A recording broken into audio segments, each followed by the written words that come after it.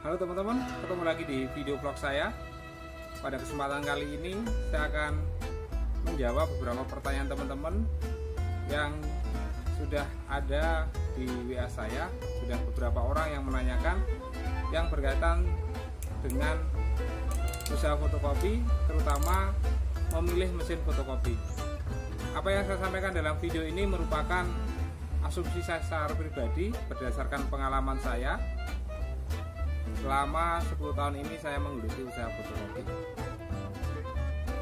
Saya tidak akan mendeskripsikan merek tertentu ataupun tipe tertentu, tetapi apa yang saya sampaikan ini benar-benar berdasarkan pengalaman yang saya alami selama ini dalam usaha fotokopi saya. Sebelum saya lebih jauh mengenai cara memilih mesin fotokopi, teman-teman jangan lupa untuk subscribe bagi yang belum subscribe, like, komen, dan share video saya. Mudah-mudahan apa yang saya bagikan ini bermanfaat untuk teman-teman. Oke, kita mulai dari sejarah saya memulai usaha fotokopi ini. Pada dasarnya keilmuan yang saya miliki dan pendidikan yang saya miliki adalah di dunia komputer. Jadi basic saya adalah ilmu tentang komputer. Jadi tahun 2004 saya membangun usaha ini dengan membuka usaha servis komputer dan pengetikan komputer. Kemudian berkembang dengan berbagai macam usaha yang saya geluti, dan di tahun 2010 saya memulai usaha fotokopi ini bukan karena saya pengen usaha fotokopi, tetapi karena permintaan konsumen saya. Karena konsumen saya kebanyakan adalah orang pendidikan, instansi pegawai negeri yang mencetak, mengeprint, dan mengetikkan di tempat saya, dan mereka butuh untuk menggandakan dokumen mereka, sehingga saya sediakan mesin fotokopi. Waktu itu saya memulai usaha fotokopi ini dengan membeli mesin second, yaitu Canon IR 3300 atau IR 3300, di mana oleh sellernya waktu itu dikatakan bahwa mesinnya adalah mesin rekondisi, jadi mesin dari luar negeri yang direkondisi sehingga bisa untuk bekerja lagi. Harganya waktu itu sekitar 13 juta lebih, 13 juta lebih. Setelah saya memulai usaha fotokopi itu ternyata tidak seperti yang saya bayangkan, karena basic saya di dunia komputer itu saya bisa melakukan servis atau perbaikan sendiri ketika ada kerusakan. Dan di mesin fotokopi ini karena masih ada garansi servis dan sebagainya, maka ketika ada kerusakan dan masalah saya memanggil teknisinya. Namun yang menjadi masalah bukan karena tidak ditangani, tetapi karena mesin ini sering error, sering jam paper, sering bermasalah.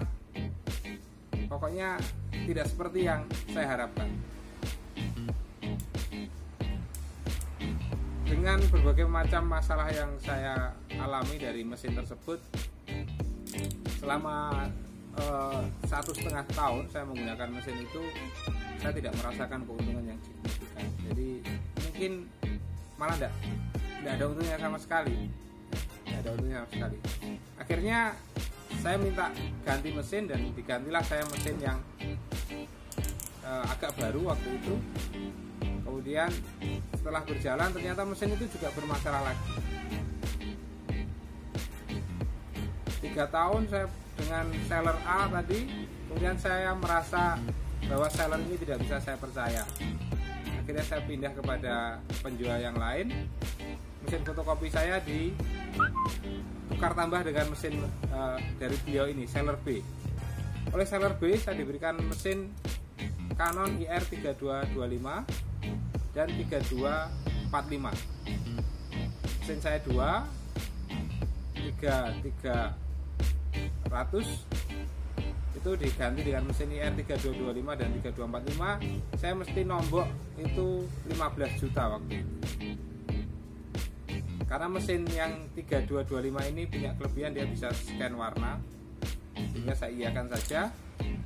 Namun hal itu juga tidak memberikan kelancaran usaha fotokopi saya, dengan seringnya trouble di mesin ini, dimana drum dari mesin ini harus diganti antara 10 sampai 20 ribu, dan sangat jarang sekali sampai 20 ribu baru ganti. Rata-rata ya 10 sampai 15 ribu ganti drum, trouble di pemanas, ganti drum, trouble di pemanas, jam paper dan sebagainya.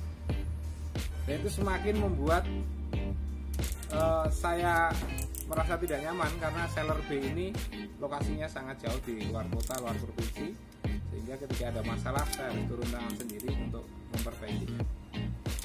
Akhirnya saya ditawari lagi mesin IR 5000, dimana mesin IR 5000 ini ada yang rekondisi, ada yang overhaul. Kalau overhaul itu berarti mesin bekas yang ada di Indonesia yang sudah dipakai pemain Indonesia, kemudian diservis, diperbaiki lagi. Kalau rekondisi itu mesin dari luar negeri ya. Saya diberikan mesin IR 5000 itu waktu itu harganya sekitar 25 juta. Saya punya 3225, IR 5000 dan IR 3245. Nih, nanti saya perlihatkan fotonya. Kemudian di IR 5000 ini mungkin nasibnya agak lebih baik ya. Jadi kalau 3225, 3245 itu tidak sampai 1 bulan tuh sudah jam paper dan sebagainya. IR 5000 ini bisa sebulan baru trouble. Itu di bulan pertama.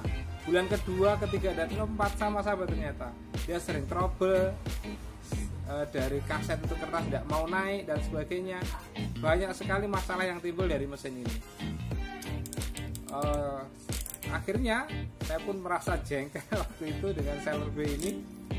Saya minta diganti berapapun biayanya saya mau, tapi beliaunya tidak mau waktu itu.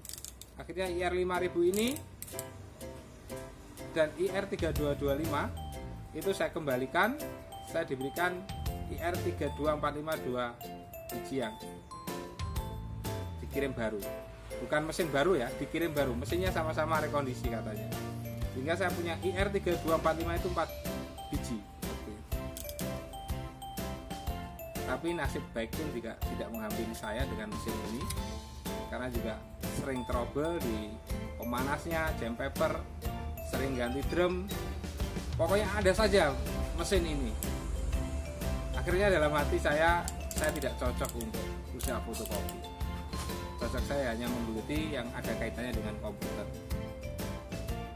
Namun permintaan konsumen yang begitu besar dengan mesin fotokopi, akhirnya saya mengalah lagi. Tapi saya mencari solusi bahwa saya tidak akan pernah menggunakan mesin rekondisi ataupun mesin overhaul yang ada di Indonesia, karena saya sudah merasa tidak percaya dengan dua seller ini, seller A dan seller B. Akhirnya mesin saya yang 3245 IR itu saya minta untuk diganti mesin baru, dan muncullah waktu itu merek Kyocera. Seller B ini ternyata tidak punya mesin ini.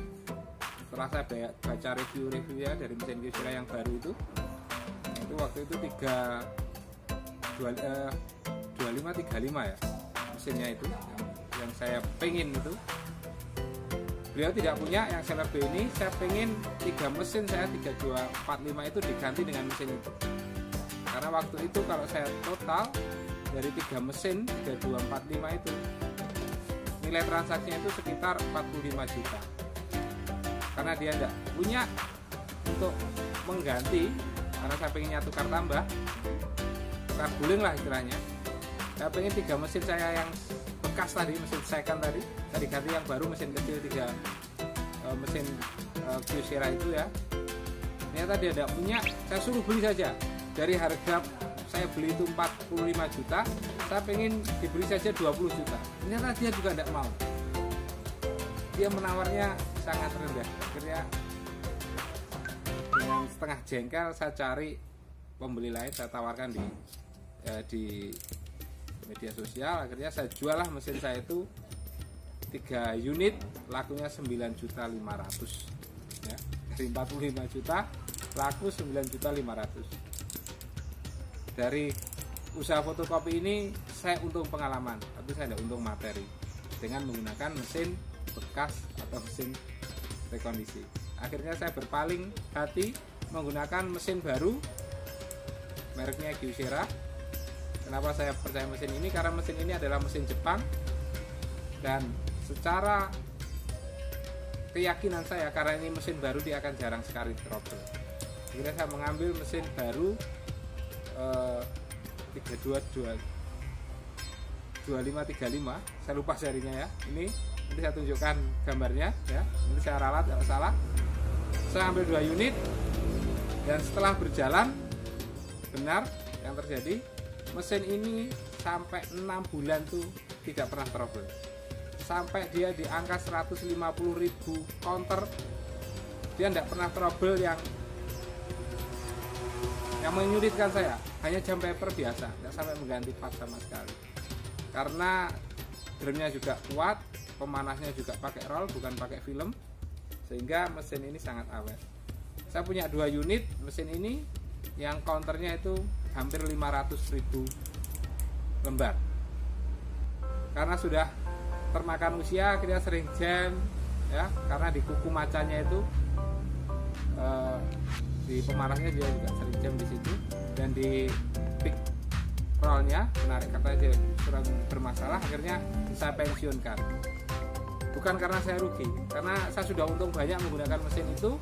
Akhirnya saya naik kelas menggunakan mesin Kyocera 2540, kemudian 2040, dan sampai beberapa unit mesin baru saya yang semuanya merek Kyocera. Oke, dari sini saya ingin membandingkan dan memberikan sedikit gambaran kepada teman-teman. Kalaupun ada dana di atas 10 juta, 20 juta lah, saya lebih memilih untuk menggunakan mesin baru daripada mesin bekas atau mesin rekondisi. Meskipun kenyataannya beberapa teman saya yang usaha fotokopi, dia juga menggunakan mesin rekondisi dan aman-aman saja. Tetapi saya pribadi, saya akan memilih mesin yang 100% baru, karena itu akan lebih nyaman dalam menunjang kinerja kita. Dia tidak sering trouble, dia akan enjoy kita buat bekerja, dan itu akan membahagiakan kita dalam menjalankan bisnis. Karena kalau mesin itu sering trouble, itu akan membuat kita stres dalam bekerja. Nah, dalam video ini mungkin teman-teman bisa mengambil hikmahnya.